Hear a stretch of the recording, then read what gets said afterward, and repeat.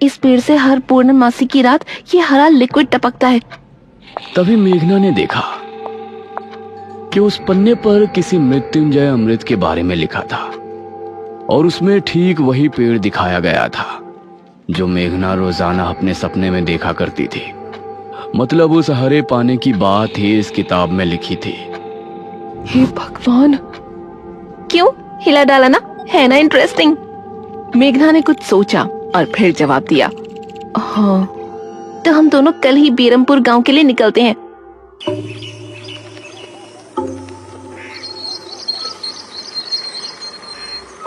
ये दोनों अगली सुबह ही बस से बेरमपुर के लिए निकल गई।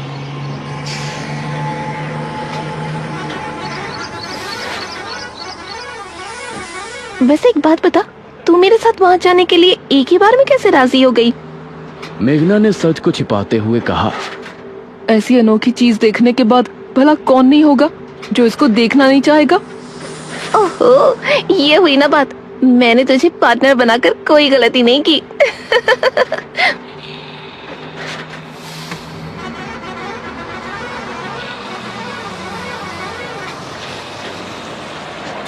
ये दोनों 5 घंटे के सफर के बाद एक जगह उतरी। इनके ठीक सामने एक बड़ा सा गेट था जिस पर नाम लिखा था बेरमपुर। इशिता और मेघना ने जैसे ही गेट के अंदर कदम रखा तो अचानक से मौसम बदला। सूरज मानो बादलों के पीछे छिप गया और एक हवा अपने साथ आंधी ले आई।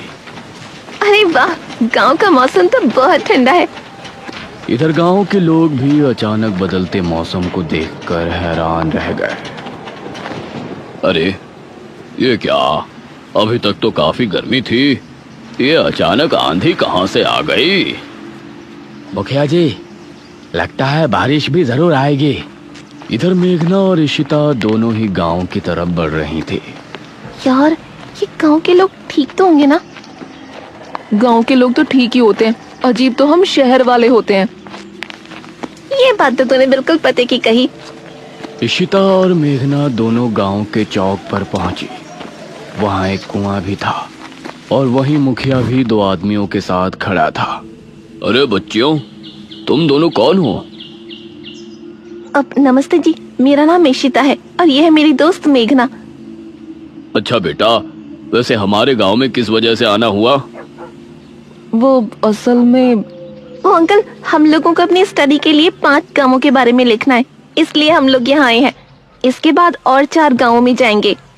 ओह अच्छा, फिर तो ठीक है बच्चों, हम तुम्हारी जितनी हो सके उतनी मदद करेंगे। जी अंकल, क्या हमें यहाँ कुछ दिन के लिए रहने के लिए कोई घर मिलेगा किराए पर? अरे बच्चों, तुमको किराए की घर की क्या जरूरत है? तुम दोनों जब तक चाहो मेरे ही घर में रह सकती हो। ठकुराइन वैसे भी लड़कियों से बहुत प्यार करती है। जी शुक्रिया अंकल।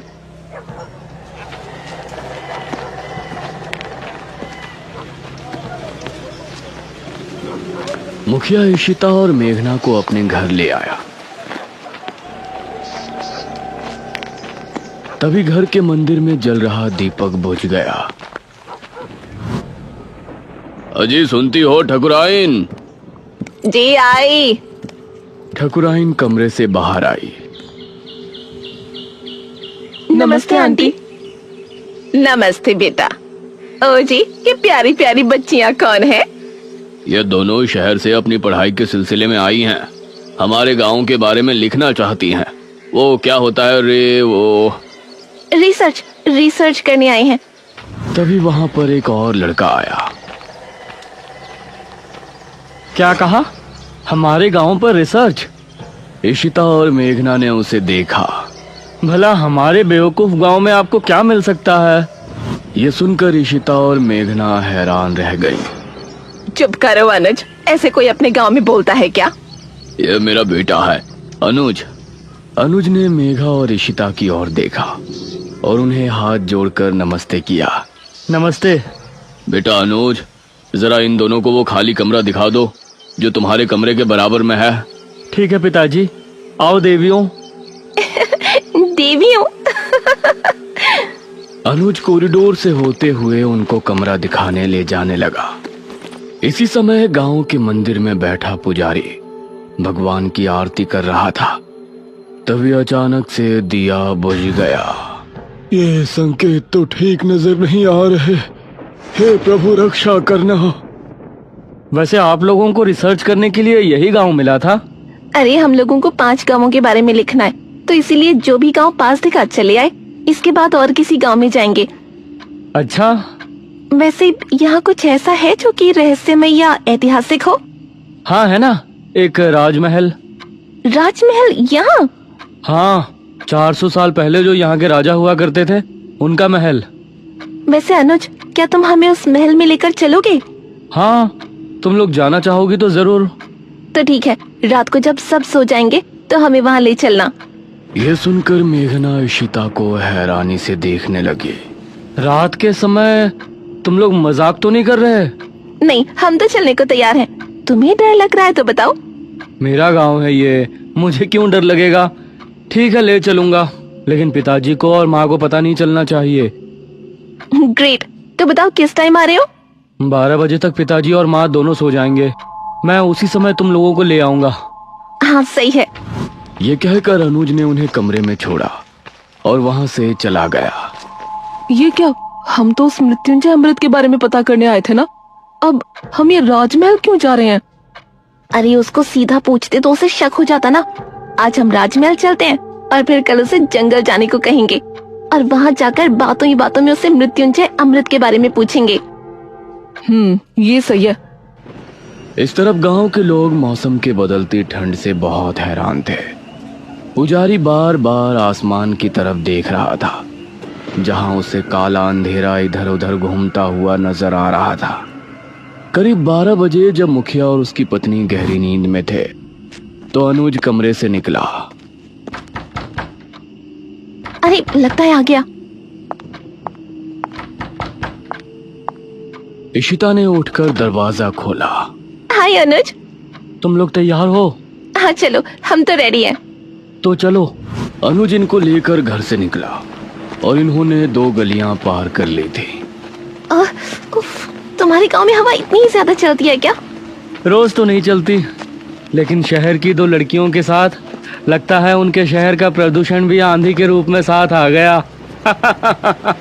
कुछ देर चलने के बाद ये तीनों एक बड़े से राजमहल के सामने खड़े थे, जिसे देखकर मेघना को कुछ याद आने लगा।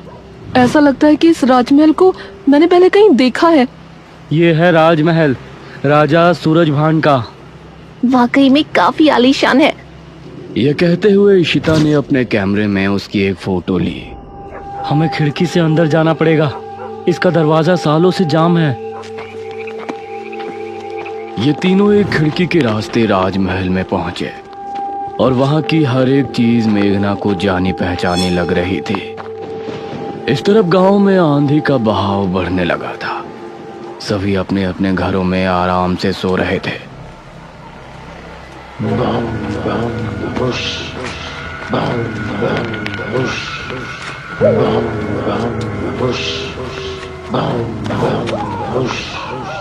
अरे ये आवाज तो निशिरमोलो। गांव के सभी लोगों के दिलों में खौफ उतर आया।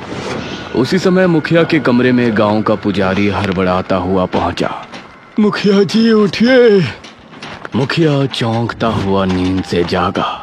क्या हुआ पुजारी जी, इतनी रात में आप? गांव में निशीर मोलो की आवाज गूंज रही है, सब बहुत डरे हुए हैं। पुजारी जी, ये कैसे हो सकता है? निशीर मोलो यहाँ कैसे आ सकते हैं? वो तो कई सालों पहले सो गए थे। जरूर कुछ ऐसा हुआ है जिससे वो जाग उठे थे। हमारा मन बहुत विचलित हो रहा है। गांव के सभी लोग अपने अपने घरों में जाग चुके थे और डरे बैठे थे। यह आवाज सभी के दिलों में खौफ पैदा कर रही थी। मेघना, इशिता और अनुज तीनों इस बात से बेखबर राजमहल में घूम रहे थे। ये कैसी आवाज है? हाँ, मैंने भी सुनी। ऐसा लग रहा था कि कोई सिपाही भारी जूतों के साथ गलियारे में चहलकदमी कर रहा है, लेकिन दूर दूर तक कोई नजर नहीं आ रहा था। उसी समय गांव के 2 आदमी संपत और कप्ता जंगल की सरहद पर बैठे हुए जुआ खेल रहे थे। अरे संपत यार, चल घर चलते हैं, अब बहुत समय हो गया। ओहो, अब तू हार रहा है तो घर चलते हैं। अरे चुपचाप पूरी बाजी खेल, इससे पहले तो मैं तुझे जाने नहीं दूंगा। हाँ। ये सुनकर कप्ता फिर से उसके साथ पत्ते बांटने लगा। उन दोनों को यह आवाज सुनाई दी। तेज आंधी की हवाओं में उनकी आंखें बहुत मुश्किल से खुल रही थी। उन दोनों ने देखा कि सामने से 4 आदमी अपने कंधों पर एक ताबूत उठाए मंत्र पढ़ते हुए चले आ रहे हैं। संपत और कप्ता इससे पहले कुछ करते, वो चारों आकर उनके सामने रुक गए। हवा का रुख थोड़ा कम हुआ। वो चारों अपनी लाल चमकती आंखों से संपत और कप्ता को घूर रहे थे। इधर इशिता, मेघना और अनुज को एक दरवाजा खुलने की तेज आवाज सुनाई दी और वो चौंक पड़े। न जाने उस दरवाजे से कौन निकला, जिसको देखकर ये तीनों चौंक पड़े। वहीं संपत और कप्ता के सामने खड़े वो चारों शख्स जो कि निशुर मोलो थे, उनके कंधों पर रखा ताबूत खुल गया और उसके खुलते ही संपत और कप्ता की चीख पूरे गांव के लोगों ने सुनी, जिसे सुनकर सभी गांव के लोग डर गए। ये किसकी चीख थी जी? निशिर मोलो, ये चीख किसी अनहोनी की संकेत थी। निशिर मोलो आखिर कौन है? क्या है मृत्युंजय अमृत? और क्या संबंध है मेघना का इन सब से? इन सभी सवालों के जवाब जानने के लिए हमारे साथ जुड़े रहिए इस कहानी के अगले भाग में भी।